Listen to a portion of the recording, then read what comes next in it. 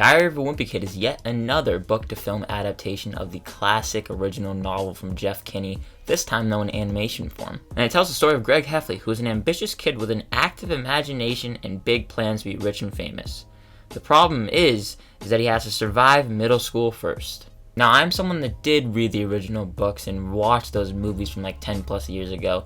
The movies weren't so great, but the books are fantastic. I just remember loving those books when I was younger, and to see that this movie is now being retold in animation form was a bit intriguing for me. With that being said, I didn't really go in with the highest of expectations. This is barely even a movie. It cracks in at just 58 minutes with credits, which is crazy. And the end result is a fine, harmless movie, but not really all that memorable. While the original movies weren't all that great, Diary of a Wimpy Kid really was such a great story because it had a lot of heart. It told the story of a kid surviving middle school, which is something that we've all been through, while telling great lessons about friendship and family. But arguably the biggest problem about this movie is that it feels so hollow and stale. The voice acting, first off, is aggressively mediocre. Erica Serra's voice acting performance playing Greg Heffley's mom felt very hollow and bland, and the cast was just fine. But then you had the animation, which looked fairly ugly. It looks like something from a straight-to-DVD movie. It seems like a movie you would pick up at Redbox, and the animation would be like good for Redbox. For Disney, no. It feels like a movie that would go straight to Disney Plus, if that makes any sense. And I'm saying that, of course, for the very short runtime, but it doesn't really tell all that great of a story. It's very digestible. This is not a big player that will go to the movies. It is middle of the road fine. Again, harmless, but completely unmemorable. The one thing I do appreciate though is that it stays true to the original book.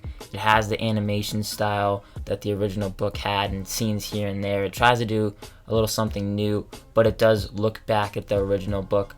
Unfortunately, the movies from like 10 years ago did do that before it, so it's not all that original. And Jeff Kinney was very involved behind the scenes. He produced it, he wrote it, so you can tell that at least it has his passion somewhat, but overall it's just meh.